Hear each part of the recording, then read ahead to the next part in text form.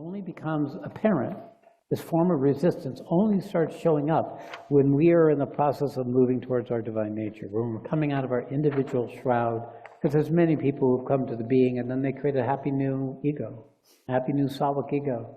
And they make sure everything's comfortable and there's nothing repulsive and it's always the way they want it, and they've got their meditation and they've got the right food that they eat, and they get to go to their version of Whole Foods and shop with similar people and feel like this is the truth. And these are where you create a little bubble of life where you then no longer change. Sorry, it's delusion, it's denial, it's not wanting to know there's something more. So may this be repulsive for some of this. May you find your resistance for some of you.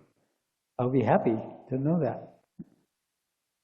That will be evidence of my effectiveness. Now, what does that mean? Like I'm saying, first you start with recognizing it. Remember, this is actually a battle between your being and the forces that resist the being returning to its divine source. Your ego is just being dragged along. Your being is doing the battle. Your ego may not even know why it's miserable. It may try to fix it with medications or drugs, or why do I have this? But it's your being fighting these obscure forces, these resistant forces that you have part of, trying to claim, trying to come into existence and not be defeated, because now it's awakened. It doesn't want to go back into its cage like it was as a embodied human being. It is fighting the battle. You just need to align your ego with your being, because your being knows. You follow its call, not your ego's evaluation or judgment or preference. It knows. Being able to trust your own being's knowing becomes a means by which we can live aligned with the unfolding of that possibility that our being is longing for. A cry of the soul.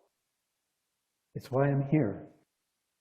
I'm not here to fix humankind's psychological disorders. I'm not here to make the world a better place to live.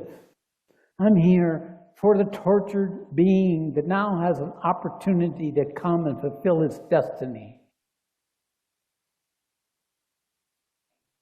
And if that's an insult to your ego, well then recognize that. If that's threatening or frightening, well recognize that. It's okay that that's there. Because your being is running the game. And every time you recognize that your being is empowered, and you start transferring the importance of your ego, your thoughts and your emotions and feelings to what's important to the being. And the important being is to know and be with God. To be with truth. To be with its own fulfillment as a supreme being. Because that's what's behind your being. One supreme being. And when it notices your ego collaborating with that process, it pays attention. Just like I pay attention. It's paying attention. And then that empowers your being to gather the strength to break out of the shroud of this version, these levels of Yoga Maya, through the act of perceiving it and no longer giving it its power, because there's something more true, something more loving, something more real that's coming instead.